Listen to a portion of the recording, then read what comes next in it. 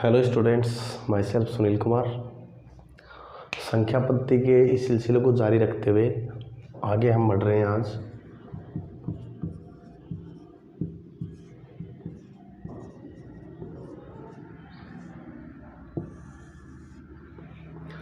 आज हम बात करेंगे रिमाइंडर थ्योरम।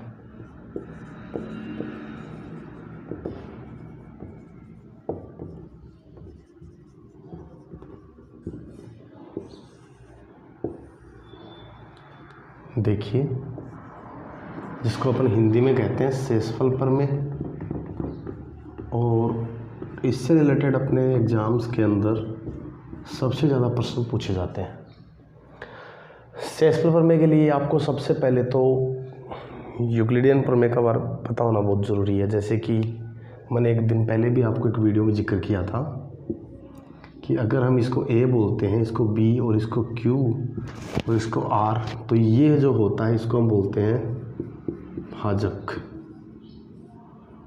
ये इसको हम कहते हैं भाज्य, इसको हम कहते हैं भागफल और इसको हम कहते हैं शेषफल।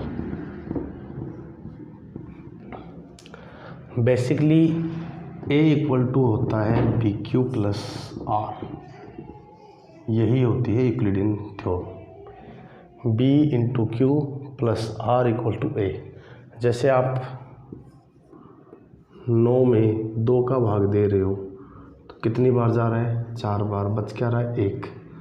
तो इसका और इसका मल्टीप्लाई यानी B इंटू Q, ये रहा, यानी 2 गुणा 4 8 plus R, 8 plus 1 9 equal to A यानी कि 9।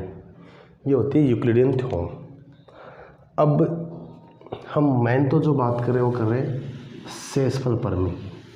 मतलब यहाँ हम पूरा फोकस किस पे करने वाले हैं? R मतलब रिमाइंडर पे। जैसे एक सिंपल सा क्वेश्चन में अगर आपसे पूछ लूँ कि 47 को 8 से डिवाइड करेंगे तो शेषफल क्या होगा, तो आपको पता है, आप उसी मेथड से 47 इंटू ये इधर करेंगे 8 से डिवाइड, 5 टाइम्स सिंप्लीफाई हो रहा है तो प्लस 7 यानी कि रिमाइंडर क्या आ रहा है? 7। और हम ये भी तो कह सकते हैं कि देखो 40 के बाद 7 शेषफल बच रहे हैं, लेकिन अगर ये 48 होता अगर एक और ज़्यादा होता, मतलब कितने की कमी रह रही है? -1। तो आप इसको अदर वर्ड्स में ऐसे भी कह सकते हो कि प्लस के तो 7 बच रहे हैं, लेकिन अगर -1 यानी 1 की कमी है, वरना ये 48 होता तो पूरा डिवाइड होता। ऐसे ही 85 16 से, तो 85 को डिवाइड करना है किससे? 16 से। आपको रिमाइंडर बताना है। Then you know very well 80, यहाँ कितना बच रहा है? 5। तो आप ऐसे कह सकते हैं कि यहाँ बच रहा है 5। पर अगर ये 96 होता, 96 होता, तो ये कंप्लीट डिवाइड था, लेकिन कमी कितने की है? 11 की। तो यहाँ मैं आपको सिर्फ एक ही चीज़ दिखाना चाह रहा हूँ, रिमाइंडर हमेशा वैसे होता है पॉजिटिव। रिमाइंडर हमेशा क्या होता है? पॉजिटिव। लेकिन हम कैलकुलेशन के लिए यहाँ पे इनकी 2 वैल्यू लेके चलेंगे, एक तो पॉजिटिव एक नेगेटिव। लेकिन हमें जब भी नेगेटिव रिमाइंडर मिलता है तो आप डिवीज़र में से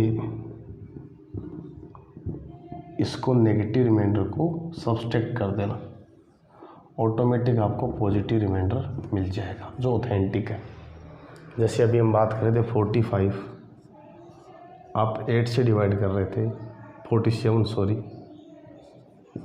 तो आपको पता है -1 नेगेटिव मिल रहा था, +7 तो सबको पता ही है, पर -1 नेगेटिव, क्योंकि ये 48 होता तो पूरा डिवाइड होता, पर 48 नहीं है, यानी 1 कम है, यानी -1। तो मैंने क्या कहा, जब भी नेगेटिव में मिले तो क्या करना? डिवीज़र में से उस नेगेटिव को ऐड कर देना, इक्वल टू पॉजिटिव। ठीक है ना, ये बात हमेशा याद रखना। तो नेगेटिव और पॉजिटिव रिमाइंडर दोनों अपन इससे फाइंड कर सकते हैं। लेकिन ऐसा क्वेश्चन पूछता नहीं है। क्वेश्चन पूछता किस प्रकार से, थोड़ा सा आगे और बढ़ लेते हैं। अभी बिल्कुल बेसिक स्टार्ट कर रहे हैं। यहाँ पे जहाँ भी कंसेप्ट में आपको दिक्कत आए आप आसानी से पूछ लीजिएगा। आपको डिवाइड करना है 25 इंटू 34 को 7 से, and you have to identify the reminder. अब एक मेथड तो ये है कि 25 को 34 से मैन्युअली मल्टीप्लाई कर लीजिए, जैसा कि आप हमेशा करते आए हैं। 25 इंटू 34 तो 4 पंजो 20, 4 दूनी 8 और 2 10, ऐसे ही 15 3 दूनी 6 और 1 7, यानी ये 75 आ रहा है। 0 5 ये 8। अब आपको पता है कि 850 को जब आप 7 से डिवाइड करेंगे तो कितनी बार डिवाइड हो रहा है, 1 टाइम रिमाइंडर आ गया 1, आगे 5 2 टाइम्स, वापस आ गया 1, आगे उतारेंगे 0, सॉरी अब 1 टाइम ये डिवाइड हो रहा है तो रिमाइंडर आ रहा है 3। तो ये तो चलो ठीक है, आपको पहले से भी पता था, पर एग्ज़ाम में इतना टाइम आपको मिलता नहीं है। बाकी आपको इतना पता चल गया है कि इनको मल्टीप्लाई करेंगे तो एक नंबर आएगी, और इसको 7 से डिवाइड करेंगे तो हमें इससे तो कोई मतलब नहीं है। हमें तो क्या देखना है, मैंने क्या कहा था थोड़ी देर पहले कि हमें फोकस किस पे करना है, हमेशा रिमाइंडर पे। तभी तो इसका नाम क्या है, शेषफल प्रमेय। ठीक है।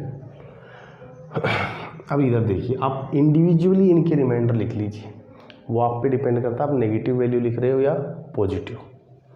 7 ये 21 शेषफल प्लस के 4, और आप कहें तो 7 चौक 28, लेकिन कमी कितने की रहेगी, -3। यहाँ 7 पंजो 35 होता, लेकिन कमी कितने की रहेगी, -1। तो आपको पता है बीच में सिंबल का है गुणा का, तो -3 गुणा -1, दोनों को मल्टीप्लाई करते हो तो क्या आता है, प्लस का 3, और वही क्या है, शेषफल प्लस का 3 है। तो यहाँ आपको बात इजीली समझ में आ गई है कि यही कैलकुलेशन, यहाँ अगर इतना टाइम लग रहा है यहाँ पे डायरेक्ट आंसर आ रहा है। आप कहो नहीं सर मैं तो पॉजिटिव वैल्यू लेना चाहूँगा, पॉजिटिव वैल्यू लेके देख लीजिए तो भी कोई ख़ास फ़र्क नहीं पड़ने वाला है। थोड़ी सी कैलकुलेशन लेंदी हो सकती है। देखो 7 ये 21 कितने बच रहे हैं, 4, 7 चौक 28 कितने बच रहे हैं, 6, दोनों प्लस के हैं। 4 गुणा 6 24, क्योंकि मल्टीप्लाई तो करेंगे ही। अब 24 आ गए। अब आपको पता है कि 24 को दोबारा 7 से डिवाइड करो तो 7 ये 21, शेषफल क्या आएगा, 3। आपको नहीं, मैं एक तो पॉजिटिव रिमाइंडर लूँगा, एक नेगेटिव लूँगा, चलो ऐसे भी कर सकते हो आप। यहाँ +4 है, यहाँ क्या लोगे, -1। अब +4 और -1, +4 और -1 मल्टीप्लाई करते हो तो -4 आता है। मैंने कहा था नेगेटिव वैल्यू का कोई रिमाइंडर होता ही नहीं है। तो ऐसी जब भी बात है तो आप क्या करते हैं, भाजक से रिमाइंडर को घटा देते हो। 7 में से 4 को घटा दो, क्या बचेगा, 3। तो भी आपका आंसर कितना है, 3। ठीक है। तो शेषफल प्रमेय का रोल क्या है, इस प्रकार से शेषफल ज्ञात करने का। देखो कुछ और एग्जाम्पल आपको बताता हूँ मैं।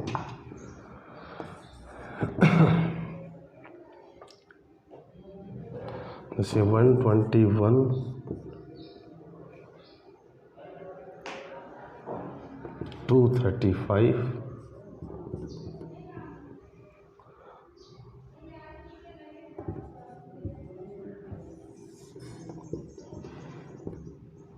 आपको क्या बताना है, शेषफल। इसको मल्टीप्लाई कंप्लीट करते हैं अगर, और फिर इससे डिवाइड करते हैं तो यू नो वेरी वेल कि बहुत ज़्यादा टाइम लग जाएगा। लेकिन अगर आपको क्या चीज़ ध्यान है, शेषफल प्रमेय, तो आप डायरेक्ट आंसर निकाल सकते हैं। देखिएगा कैसे करते हैं अपनी कैलकुलेशन। क्वेश्चन आपके सामने है। 17 का पढ़ा आना चाहिए। 17 7 119, कमी कितने की रहेगी? नहीं, कितना ज़्यादा है? 2। कमी रहती तो माइनस लिखते, ज़्यादा है इसलिए +2। 17 एकम 17, बच गए 6, आगे उतारेंगे 5। 17 चौक 68 होता, लेकिन ये 5 है तो यहाँ कमी रहेगी, यानी -3। आप कहोगे सर पॉजिटिव क्यों नहीं लिया? मैं क्या कह रहा हूँ, छोटी संख्या लेना, इससे फ़ायदा होगा, आपको बता देंगे। यहाँ 17 पंजो 85, लेकिन कितना है? +3। ठीक है। अब देखो 2 तिये 6, 6 तिये 18, काय का? माइनस का। आप 17 का भाग दोबारा देते हो तो क्या बचता है? माइनस का 1 बचता है। ठीक है ना भाई, 18 में देते 17 का भाग तो 1 बचता, -18 में दे रहे हो तो क्या बचेगा? माइनस का 1। ठीक है ना। और अब इस -1 से, -1 नाम का कुछ शेषफल होता नहीं है, तो आप क्या करेंगे? 17 - 1, आंसर कितना आएगा? 16। ये आपका आंसर है। तो आपको कैलकुलेशन इतनी ज़्यादा करने की ज़रूरत ही नहीं है। देखो इसी प्रकार से कुछ चीज़ें और हैं आपके लिए।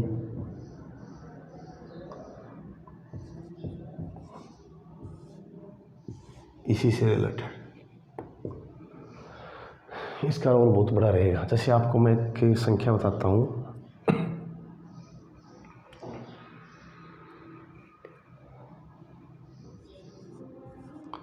96 इंटू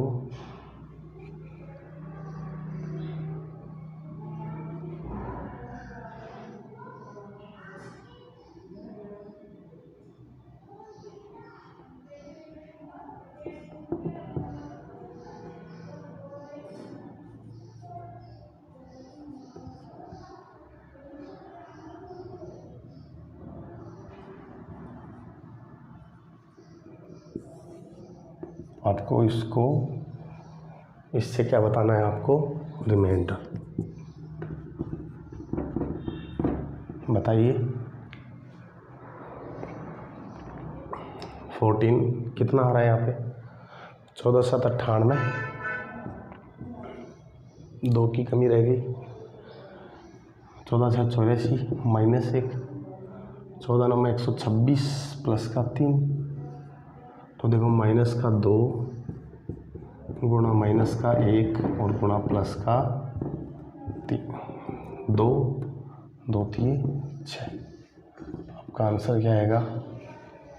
+6। आप एक काम और भी कर सकते हैं, आप चाहेंगे मैं तो सिंप्लीफाई करूँगा, सिंप्लीफाई कर लीजिए। जैसे आपने इसको काटा और इसको काटा, किससे काटा आपने? 2 के पाड़े से। अब देखो 7 7 49, कमी कितने की? -1 की। 7 12 84, यहाँ भी कमी कितने की? -1 की। 7 एकम 7, आगे उतारेंगे 5। अब 5 क्या गिनो? 7 8 56, तो ये आगे +3। अब देखो -1 गुणा -1 कितना आ रहा है? -1 गुणा -1, +1 गुणा +3, तो आंसर कितना आ रहा है? +3। लेकिन ये अपना आंसर नहीं होगा। क्यों नहीं होगा? देखिए आप एक चीज़ नोटिस कीजिए, आपने सिंप्लीफाई किससे किया था? 2 से। फाइनली जो शेषफल है उसको वापस गुणा करना, तो अब जो आएगा वो आपका आंसर है। ठीक है। इसका कई जगह यूज है, जैसे मैं आपको बताऊंगा।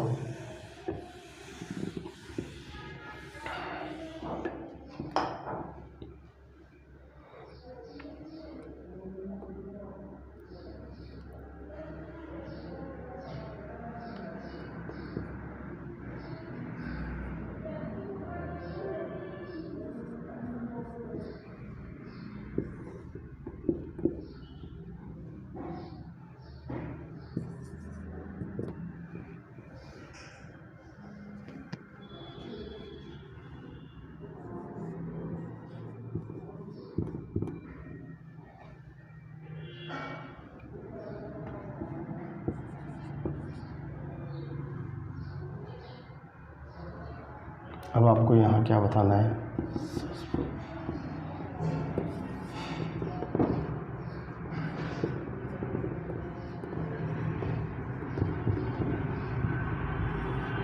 यहाँ भी आपको क्या बताना है, सक्सेसफुल। फ़र्क क्या है दोनों प्रश्नों में, यहाँ सबके बीच में मल्टीप्लाई का निशान है और यहाँ सबके बीच में प्लस का निशान है। तो इसमें देखिए 11 एकम 11, बच गए 3, उतारोगे 5, प्लस का 2, 11 दूनी 22, बच गया 1, आगे उतारेंगे 9, 19 बच रहे हैं, 11 दूनी 22, यानी कमी कितनी की रहेगी, -3, और 11 7 77, यहाँ प्लस का 3। अब देखिए 3 3 9 माइनस का 9 प्लस 2, तो माइनस का 9 और ये कितना हो गया, माइनस का 18। अब इसको जैसे 11 से डिवाइड करते हैं वापस क्या आता है, माइनस का 7, और माइनस का कोई शेषफल होता नहीं है, तो आंसर क्या आएगा, 4। ठीक है, यहाँ क्या करेंगे आप, यहाँ भी वही प्लस का 2 है, यहाँ वही माइनस का 3 है, और यहाँ वही प्लस का 3 है। तो क्या ये एक दूसरे से कट गए, क्योंकि बीच में निशान का है प्लस का, तो अब बच क्या गया, प्लस का 2, तो यहाँ शेषफल क्या आएगा, प्लस का 2। देखो शेषफल प्रमेय से रिलेटेड हमने जितने प्रश्न किए हैं अभी एक बिगिनिंग है, अभी डिविजिबिलिटी रूल्स के बारे में भी डिस्कस करेंगे, और इसके अलावा अभी last digit, last two digits वगैरह हैं, उनसे रिलेटेड भी अपन डिस्कस करेंगे। तो वहाँ पे शेषफल प्रमेय का बहुत बड़ा योगदान होगा, तो आप इसको एक बार ढंग से करें, और फिर नेक्स्ट क्लास में हम बात करेंगे लास्ट डिजिट्स फाइंड करना, और थोड़ा डिविजिबिलिटी रूल के बारे में भी डिस्कस कर लेंगे। ठीक है, थैंक यू।